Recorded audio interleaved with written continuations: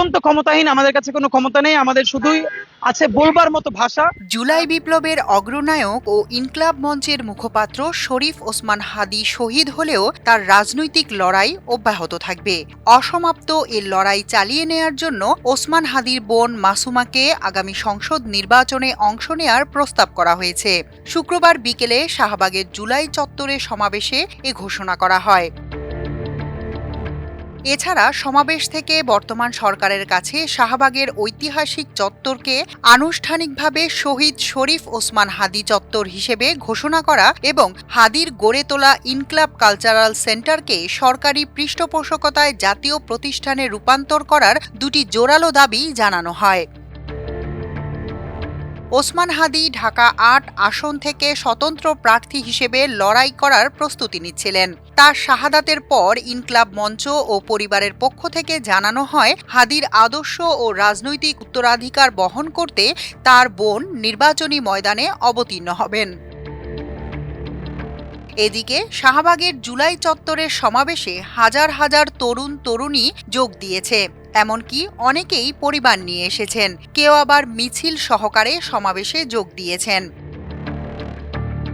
সমাবেশে সুপ্রিম কোর্টের আইনজীবী এস.এম. শাহরিয়ার কবির বলেন, হাদীর মৃত্যু হতে পারে না, কারণ হাদী দেশের জন্য, মানুষের জন্য ও আধিপত্যবাদের বিরুদ্ধে লড়াই করতে গিয়ে শহীদ হয়েছেন। তিনি আরও বলেন, সুশীলরা কত কথা বলছেন আজ, কই আমরা তো দেখি নাই। কুষ্টিয়ায় যখন মাহমুদুর রহমানের উপর হামলা হয়েছিল তখন তারা কোনো কথা বলেননি, তাই সুশীলগিরি বাংলাদেশে চলবে না। সরজমিনে গিয়ে দেখা যায়, রাজধানীর বিভিন্ন জায়গা থেকে শাহবাগে ছাত্র জনতা জড়ো হয়েছেন। তাদের হাতে ছিল পতাকা, মুখে স্লোগান, ফ্যাসিবাদের কালো হাত ভেঙে দাও, গুড়িয়ে দাও, আওয়ামী লীগের আস্তানা এই বাংলায় হবে না, হাদী ভাইয়ের রক্ত বৃথা যেতে দেব না স্লোগান দিচ্ছেন বিক্ষুব্ধ ছাত্র জনতা। যাত্রাবাড়ি থেকে আসা এক শিক্ষার্থী জানান, হাদীর মতো দেশপ্রেমিক সাহসী মানুষকে হারিয়ে তারা শোকাহত।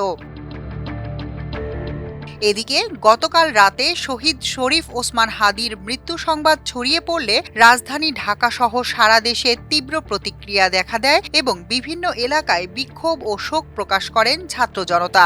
এছাড়া আজ সন্ধ্যা 5:45টার দিকে হাদীর লাশ নিয়ে বাংলাদেশ বিমানের একটি ফ্লাইট শাহজালাল বিমানবন্দরে অবতরণ করে।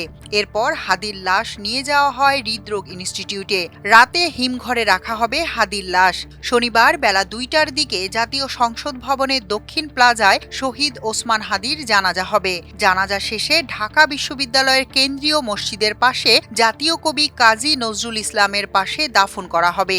এদিকে হাদীর লাশ দেশে পৌঁছানোর পর থেকেই শাহবাগ এলাকায় উত্তেজনা ও শোকাবহ পরিবেশ বিরাজ করছে।